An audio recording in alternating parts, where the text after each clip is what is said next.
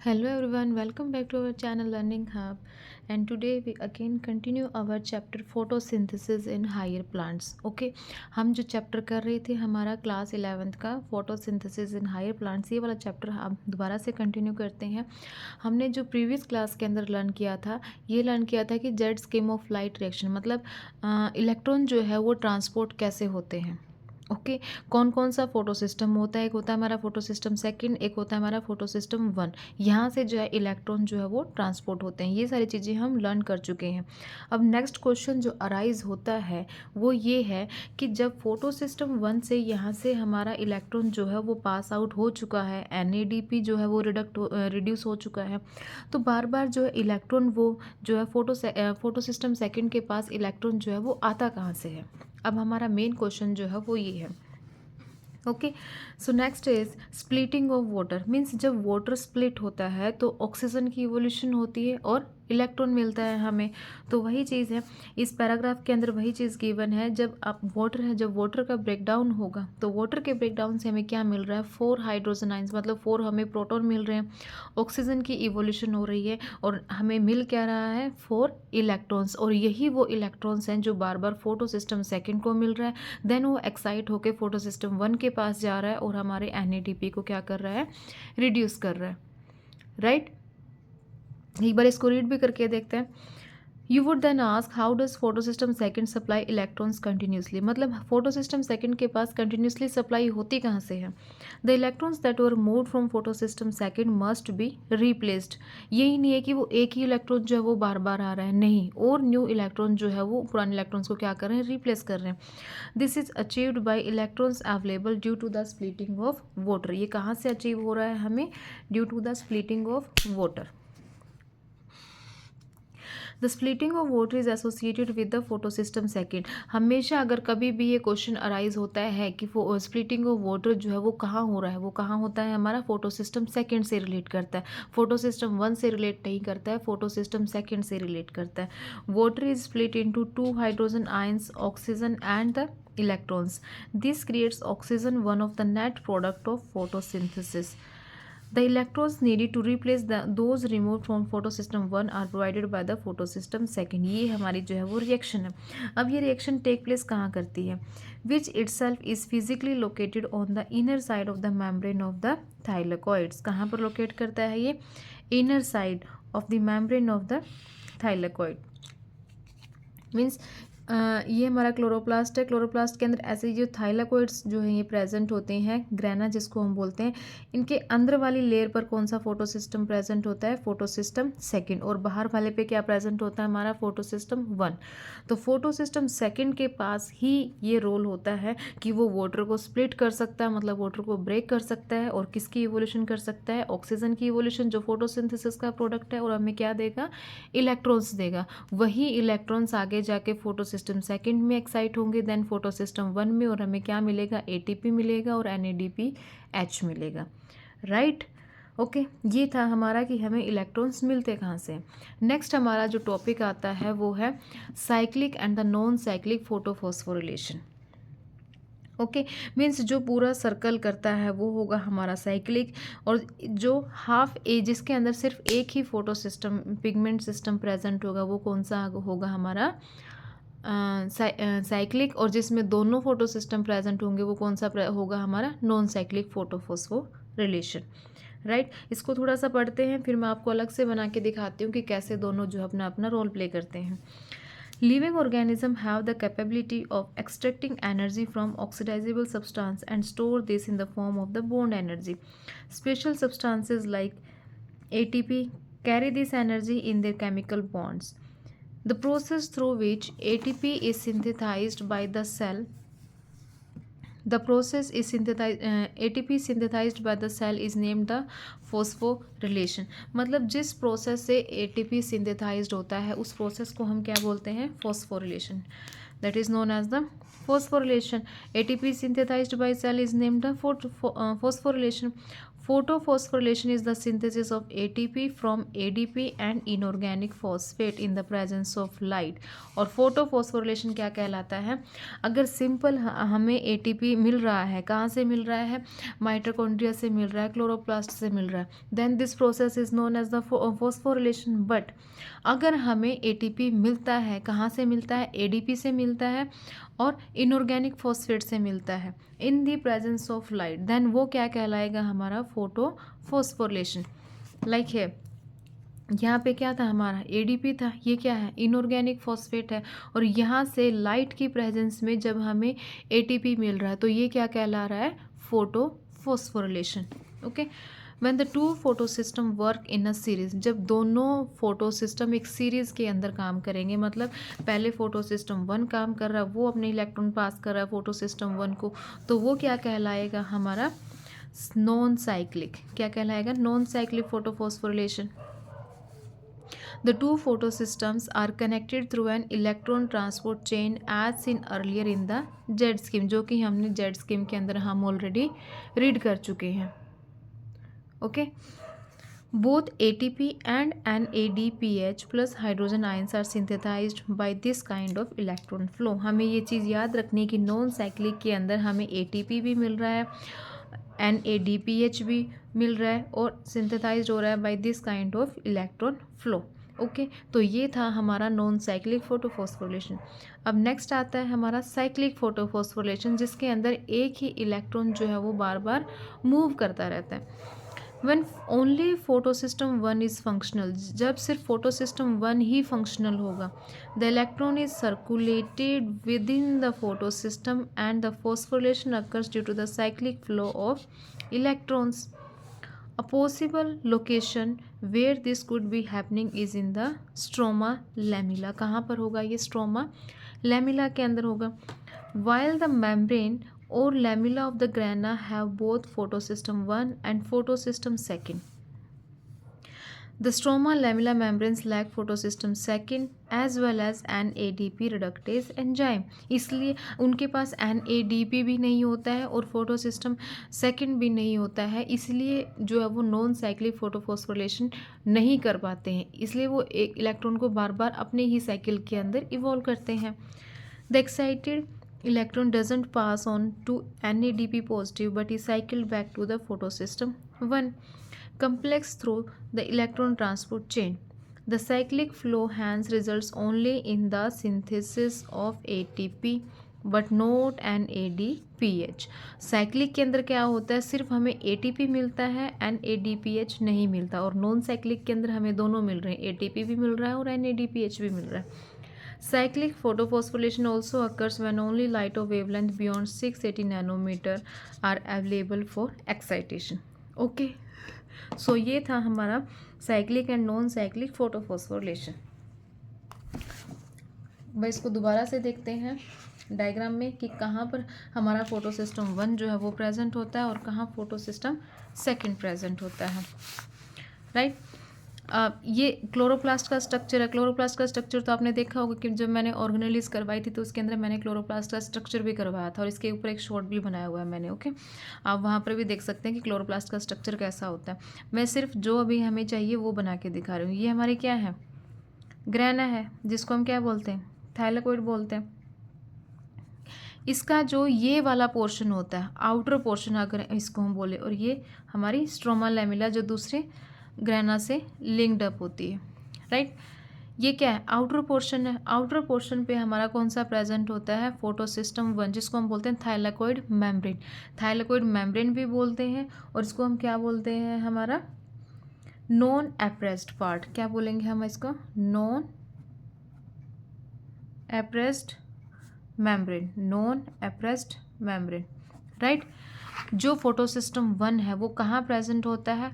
Outer membrane of thylakoid. Thylakoid की outer membrane पर, और जिसको हम बोलते हैं नॉन एप्रेस्ड मेम्ब्रेन. या हम ये भी बोल सकते हैं जो आउटर सरफेस पर होता है, बाहर वाले सरफेस पर होता है, वो कौन सा प्रेजेंट होता है? फोटोसिस्टम 1 प्रेजेंट होता है, जो कि हमारी 680 नैनोमीटर की वेवलेंथ लेता है. राइट. अब सेकेंड अंदर जो होता है इस वाले पार्ट पे, अंदर वाले पार्ट पे कौन सा प्रेजेंट होता है, हमारा फोटो सिस्टम सेकेंड, यानी कि P700 नैनोमीटर की वेवलेंथ जो है वो ये लेता है। अगेन ये ये वाला आउटर सरफेस है, ये वाला आउटर सरफेस है, यहाँ पे भी फोटो सिस्टम 1 प्रेजेंट होता है। ये क्या है, हमारा स्ट्रोमा लैमेला है। स्ट्रोमा लैमेला के ऊपर भी कौन सा प्रेजेंट होता है, हमारा फोटो सिस्टम 1 प्रेजेंट होता है। ओके, सिर्फ हमने मेन चीज़ ये याद रखनी कि अंदर वाले पोर्शन पे हमारा फोटो सिस्टम सेकेंड प्रेजेंट होता है और बाहर वाले पोर्शन पे हमारा कौन सा प्रेजेंट होता है, फोटो सिस्टम 1 प्रेजेंट होता है। वही चीज़ यहाँ पे इसने लिखी हुई है। While the membrane or lamella of the grana have both photosystem 1 and photosystem 2, the stroma lamella membrane lack photosystem 2। अब ये हमारा स्ट्रोमा लैमिला था, मैंने बताया था, बट इसके ऊपर फोटोसिस्टम 1 प्रेजेंट होता है, फोटोसिस्टम 2 प्रेजेंट नहीं होता है। वही लाइन इसने लिखी है, इसलिए हमें डायग्राम को अपने माइंड में लेकर चलना है ताकि हमें पता हो कि कौन सा पिगमेंट सिस्टम जो है वो कहाँ प्रेजेंट है और वो क्या रोल करेगा। ओके, अब हमें यहाँ पे ये चीज़ क्लियर होगी कि जो ग्रैना लैमिला है उसके पास दोनों फोटो सिस्टम 1 भी है और फोटो सिस्टम 2 भी है। फोटो सिस्टम 1 तो बाहर वाली लेयर पे प्रेजेंट हो गया और फोटो सिस्टम 2 कहाँ हो गया, अंदर प्रेजेंट हो गया। इसलिए ये जो है क्या करता है, नॉन साइक्लिक फोटो फॉस्फोरिलेशन करता है। क्या करता है, नॉन साइक्लिक फोटो फॉस्फोरिलेशन करता है। ओके, और फोटो फॉस्फोरिलेशन क्या है कि जब हमें एटीपी मिल रहा है, कहाँ से, एडीपी से और इनऑर्गेनिक फॉस्फेट से। ये आई फॉर इनऑर्गेनिक होता है, पी फॉर फॉस्फेट होता है। जब हमें इससे एटीपी मिलता है then that process is known as the photophosphorylation. Right, clear हुई ये चीज़ आपको। और सेकेंड, अब स्ट्रोमा लैमिला के ऊपर ये हम लिख सकते हैं कि स्ट्रोमा लैमिलर लेयर, जो स्ट्रोमा लैमिला था वहाँ पे सिर्फ फोटो सिस्टम 1 प्रेजेंट होता है और फोटो सिस्टम 1 प्रेजेंट होने की वजह से ये क्या शो करता है, साइक्लिक फोटो फॉस्फोरिलेशन शो करता है। क्या शो करता है, साइक्लिक फोटो फॉस्फोरिलेशन। ओके, और ये मैंने आपको प्रीवियस क्लास के अंदर मैं आपको ऑलरेडी करवा चुकी हूँ ये वाला पोर्शन कि हमारा जो नॉन साइक्लिक फोटोफॉस्फोरिलेशन कैसे होता है। यहाँ पे हमारी सबसे पहले क्या होती है, एक दोबारा से हम इसको रिवाइज कर लेते हैं। यहाँ पे क्या होती है, हमारी वाटर की ब्रेकडाउन हो रही है। वाटर का ब्रेकडाउन हो रहा है तो हमें क्या मिल रहे हैं, 4 इलेक्ट्रॉन मिल रहे हैं। वाटर के ब्रेकडाउन से हमें एक तो ऑक्सीजन मिलता है, दूसरा हमें क्या मिलता है, 4 प्रोटॉन्स मिलते हैं और हमें 4 इलेक्ट्रॉन्स मिलते हैं। ये 4 इलेक्ट्रॉन सब कौन ले लेता है, जब P680 नैनोमीटर की वेवलेंथ ये ऑब्जर्व करता है लाइट से हमारा फोटो सिस्टम 2, तो ये एक्साइट हो जाता है। एक्साइट होने से ये अपवर्ड मूवमेंट शो करता है। ओके, जैसे अपवर्ड मूवमेंट शो करेगा, एक्साइटेड हो गया। अब यहाँ पे रिडॉक्स पोटेंशियल मतलब ऑक्सीडेशन रिडक्शन वाली जो रिएक्शन जो है वो शो होगी और ये डाउन हिल मूवमेंट शो करता है। ये क्या शो कर रहा है, यहाँ पे डाउन हिल मूवमेंट शो कर रहा है। सबसे पहले जो एक्सेप्टर होगा वो कौन होगा, हमारा फियोफाइटिन, जो कि एक मॉडिफाइड क्लोरोफिल है। उसके बाद फाइलोकिनोन ए, फाइलोकिनोन बी, देन आता है हमारा साइटोक्रोम B6F कॉम्प्लेक्स के पास। उसके बाद जो हमारा एक्सेप्टर होता है वो कौन होता है, plastocyanin. PC denote as the plastocyanin. और प्लास्टोसियानिन क्या है, copper containing water soluble protein है। अब प्लास्टोसियानिन ने इलेक्ट्रॉन ले लिया है, वहाँ से इलेक्ट्रॉन किसके पास जा रहा है, हमारा P700 के पास जा रहा है, जो कि फोटो सिस्टम 1 था। और फोटो सिस्टम कहाँ प्रेजेंट, 1 कहाँ प्रेजेंट होता है, हमारा स्ट्रोमा लैमिलाई के अंदर। राइट, अब जब ये 700 की नैनोमीटर को ऑब्जर्व करता है, 700 की नैनोमीटर वेवलेंथ को जब ये ऑब्जर्व कर लेता है तो ये फिर से एक्साइट हो जाता है। और एक्साइट होने के बाद जो क्लोरोफिल जाता है, A0 क्लोरोफिल, देन A1, ये एक सीरीज चलती है। ओके, डाउन हिल मूवमेंट में सीरीज चलती है। देन आता है हमारा iron sulphur centre. Iron sulphur centre से इलेक्ट्रॉन कौन ले लेता है, फेरिडोक्सिन ले लेता है। कौन लेता है, हमारा फेरिडोक्सिन ले लेता है। फेरिडोक्सिन भी क्या है, एक वाटर सोल्यूबल प्रोटीन है। ओके, अब फेरिडोक्सिन के बाद जो यहाँ पे फेरिडोक्सिन रिडक्टेज एंजाइम प्रेजेंट होता है, वो एंजाइम क्या करता है, 2NADP पॉजिटिव को रिड्यूस कर देता है 2NADPH के अंदर। ओके, तो यहाँ पे तो हमें स्टार्टिंग में हमें यहाँ पे मिल रहा था ATP। स्टार्टिंग में हमें क्या मिला, ATP मिला। और यहाँ पे जाके हमें क्या मिल रहा है, 2NADPH मिल रहा है, 2NADPH प्लस हाइड्रोजन आयन मिल रहा है। तो हम ये कह सकते हैं कि नॉन साइक्लिक के अंदर जो नॉन साइक्लिक फोटोफॉस्फोरिलेशन है, इसके अंदर सबसे पहले क्या हो रहा है, एक तो ऑक्सीजन की इवोल्यूशन हो रही है। राइट, क्या हो रहा है इसके अंदर, ऑक्सीजन की इवोल्यूशन हो रही है। सेकंड हमें एटीपी मिल रहा है। थर्ड हमें क्या मिल रहा है, NADPH मिल रहा है, राइट। और इसके अंदर दोनों फोटोसिस्टम 1 भी एंड फोटोसिस्टम सेकंड भी क्या होते हैं, इन्वॉल्व होते हैं। ओके, ये तो है हमारा नॉन साइक्लिक, राइट। अब अगर हम यहाँ पे डायग्राम देखते हैं, यहीं पे मैं आपको बता देती हूँ कि जो साइक्लिक वाला होता है, साइक्लिक में अब हमारा P700 ने यहाँ पे इलेक्ट्रॉन क्या किया, इलेक्ट्रॉन एक्सेप्ट किया। उसके बाद जो P700 एक्साइट हो जाता है, ये वाली जो है अब ये सीरीज चलती है। अब यहाँ पे जब हमारा इलेक्ट्रॉन पहुँच जाता है तो यहाँ FNR पहुँचने के बाद जो इलेक्ट्रॉन है, अब वो इलेक्ट्रॉन 2NADP पॉजिटिव के पास नहीं जाता है, वो इलेक्ट्रॉन दोबारा से कहाँ चला जाता है, हमारा प्लास्टोसियानिन के पास चला जाता है। कहाँ चला जाता है, हमारा प्लास्टोसियानिन के पास चला जाता है। वही चीज़ इस डायग्राम के अंदर भी शो किया गया है। इलेक्ट्रॉन ट्रांसपोर्ट सिस्टम है, मतलब यहाँ पे फोटो सिस्टम सेकेंड है। फोटो सिस्टम सेकेंड का क्या था, हमारा PC था, प्लास्टोसियानिन। प्लास्टोसियानिन से ही लेता है ना क्लोरोफिल, ये वाला P700 जो लेता है, कहाँ से लेता है, इलेक्ट्रॉन को एक्सेप्ट करता है, प्लास्टोसियानिन से एक्सेप्ट करता है। अब प्लास्टोसियानिन से एक्सेप्ट करता है तो दोबारा से सीरीज के अंदर जाता है, और ये दोबारा अब रिड्यूस नहीं करेगा, दोबारा से उसको कौन एक्सेप्ट कर लेता है, उस इलेक्ट्रॉन को हमारा P700 ही एक्सेप्ट कर लेता है, राइट। FD फेरिडोक्सिन जाता है, फेरिडोक्सिन से साइटोक्रोम B6F कॉम्प्लेक्स जाएगा, साइटोक्रोम B6 कॉम्प्लेक्स से कौन जाएगा, फिर हमारा प्लास्टोसियानिन जाएगा। ओके, तो यहाँ से ऐसे ये वाला जो साइकिल है ये दोबारा से यहीं पर घूमता रहता है। ये जो साइकिल है ये दोबारा P700 एक्साइट हो गया, क्लोरोफिल के पास गया, देन सेकंड क्लोरोफिल के पास गया, आयरन सल्फर सेंटर के पास गया, देन फेरिडोक्सिन के पास गया। यहाँ से वो दोबारा मूवमेंट कर जाता है कहाँ, साइटोक्रोम B6F कॉम्प्लेक्स के पास चला जाता है, देन हमारा प्लास्टोसियानिन आ जाता है, और दोबारा से फिर ऐसे ये वाली जो मूवमेंट है ये सेम जो है वो दोबारा से ऐसे चलती रहती है, इसलिए हमने इसको क्या बोला है, साइक्लिक फोटोफॉस्फोरिलेशन बोला है। अब साइक्लिक फोटोफॉस्फोरिलेशन के अंदर क्या हो रहा है, साइक्लिक फोटोफॉस्फोरिलेशन के अंदर ओनली फोटोसिस्टम कौन सा इन्वॉल्व होता है, फोटोसिस्टम 1 यानी P700 जो है इसके अंदर इन्वॉल्व होता है, राइट।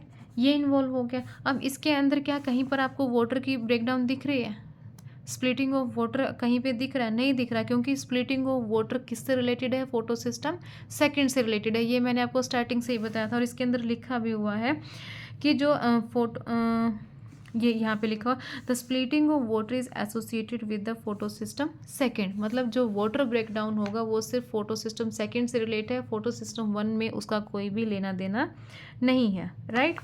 अब यहाँ पे हमारा क्या गया, फोटो सिस्टम 1 है जिसके अंदर ये इन्वॉल्व है, no photolysis, no splitting of water, इसके अंदर कोई भी वाटर की स्प्लिटिंग जो है वो नहीं होगी। ओके, अब वाटर की स्प्लिटिंग नहीं होगी तो भाई ऑक्सीजन भी इवोल्व नहीं होगा, तो कोई इसके अंदर ऑक्सीजन इन्वॉल्व नहीं होगा, नो ऑक्सीजन इवोल्यूशन, कोई ऑक्सीजन की इवोल्यूशन नहीं है। बट ATP इसके अंदर भी बन रहा था, ATP की सिंथेसिस होती है, और ATP इसके अंदर भी बन रहा है, इसके अंदर भी क्या बन रहा है, हमारा ATP बन रहा है। नेक्स्ट, जब फेरिडोक्सिन से अब यहाँ पे एंजाइम ही नहीं है, इसके अंदर तो एंजाइम प्रेजेंट था, फेरिडोक्सिन रिडक्टेज एंजाइम जो इसके अंदर प्रेजेंट था, जो इसको रिड्यूस करवा रहा था, बट इसके अंदर कोई भी एंजाइम जो है वो प्रेजेंट नहीं है, इसलिए हमें NADPH प्लस हाइड्रोजन आयंस भी जो है वो नहीं मिलेंगे। यहाँ पे हमने नो लिखना है। तो ये दोनों के अंदर डिफरेंस है जो हमें पता होना चाहिए कि नॉन साइक्लिक में क्या डिफरेंस है और साइक्लिक में क्या डिफरेंस है, राइट। और ये भी पता होना चाहिए कि ये कहाँ पर प्रेजेंट होते हैं, क्योंकि जब हमें इनकी लोकेशन पता होगी तो हम इजीली डिफाइन कर सकते हैं कि फोटो सिस्टम 1 और सेकंड, मतलब साइक्लिक और नॉन साइक्लिक, किस लिए इनका नाम जो है वो साइक्लिक और नॉन साइक्लिक हमने रखा है। ओके, क्योंकि जो फोटो सिस्टम 1 है वो कहाँ प्रेजेंट होता है, हमारा ये क्या लिखा 700 है भाई, ये गलती से लिख गया, ठीक है। ये क्या है हमारा P700, फोटो सिस्टम 1 कौन सा होता है, हमारा P700 है, जो कि आउटर सरफेस पर थाइलाकोइड की आउटर मेम्ब्रेन पर प्रेजेंट होता है। ये आउटर मेम्ब्रेन है, ये आउटर मेम्ब्रेन है, ये आउटर मेम्ब्रेन है। तो यहाँ पे हमारा कौन सा प्रेजेंट होता है, photo system 1, photo system 1, photo system 1। और इसको भी करेक्ट कर लीजिए, ये उल्टा हो गया है ये, ओके। और जो नॉन साइक्लिक जो फोटोसिस्टम सेकंड है वो सिर्फ अंदर वाले पोर्शन में प्रेजेंट होता है, जिसको हम बोलते हैं अप्रेस्ड रीजन। बाहर वाला कौन सा हो गया, नॉन अप्रेस्ड रीजन, और अंदर वाला कौन सा हो गया, अप्रेस्ड रीजन, मतलब दबा हुआ जो मेम्ब्रेन से लिंक अप करता है। ठीक है, वहाँ पर कौन सा प्रेजेंट होता है, हमारा फोटोसिस्टम सेकंड प्रेजेंट होता है। तो नॉन साइक्लिक के अंदर तो फोटोसिस्टम सेकंड भी प्रेजेंट और फोटोसिस्टम वन भी प्रेजेंट है, इसलिए इसके अंदर एटीपी की सिंथेसिस भी हो रही है, हाइड्रोलाइसिस भी हो रही है, ऑक्सीजन की इवोल्यूशन भी हो रही है, और हमारा NADPH भी मिल रहा है। बट जब हम इधर जाते हैं, स्ट्रोमा लैमेला की तरफ जाते हैं, तो वहाँ पे सिर्फ हमारा फोटोसिस्टम वन प्रेजेंट है, इसलिए वहाँ पे साइक्लिक फोटोफॉस्फोरिलेशन टेक प्लेस करता है, नॉन साइक्लिक नहीं करता है। मेन जो है हमें इनकी लोकेशन पता होनी चाहिए कि कौन सा पिगमेंट कहाँ प्रेजेंट होता है। सेकंड क्वेश्चन जो अराइज होता है वो इन दोनों का डिफरेंस अराइज होता है कि साइक्लिक के अंदर क्या क्या इवोल्यूशन होती है, मतलब क्या क्या चीज़ें हमें मिलती है, और नॉन साइक्लिक के अंदर हमें क्या क्या चीज़ें मिल रही है। राइट, आई होप आपको ये चीज़ समझ आई होगी। ना भी समझ आए तो आप मुझे कमेंट सेक्शन में ज़रूर बताइएगा कि आपको कौन सा पॉइंट जो है वो नहीं समझ आया, मैं उस चीज़ को दोबारा क्लैरिफाई करने की ट्राई करूँगी। राइट, एक पॉइंट और जो मैं यहाँ पे क्लैरिफाई करूँगी आपको कि प्लांट्स के अंदर जो साइक्लिक फोटोफॉस्फोरिलेशन है वो ज़्यादा प्रोडक्टिव होती है। ज़्यादा प्रोडक्टिव किस लिए होती है, क्योंकि इसको हम तब भी कर सकते हैं, ये तो हमें तब भी नीड होती है जब हमारे पास NADPH जो है वो सफिशिएंट होता है। ओके, जब ये बहुत ज़्यादा सफिशिएंट अमाउंट में हमारे पास प्रेजेंट है तो हमें नॉन साइक्लिक फोटोफॉस्फोरिलेशन की उस टाइम पर रिक्वायरमेंट नहीं होती। तो हम प्लांट्स किससे काम चला लेते हैं, हमारा साइक्लिक फोटोफॉस्फोरिलेशन से, क्योंकि इसके अंदर हमें क्या मिल रहा है, ATP मिल रहा है। ATP तो हमें यहाँ से भी मिल रहा था, ATP हमें यहाँ से भी मिल रहा है, बट हमें रिक्वायरमेंट ATP की ही ज़्यादा होती है, क्योंकि ये क्या है, हमें एनर्जी देता है। किसको एनर्जी देता है, ये क्लोरोप्लास्ट को एनर्जी देता है फोटोसिंथेसिस टेक प्लेस करवाने के लिए। ओके, इसलिए प्लांट्स में साइक्लिक फोटोफॉस्फोरिलेशन जो है वो ज़्यादा प्रोडक्टिव माना जाता है as compare to the non cyclic photophosphorylation.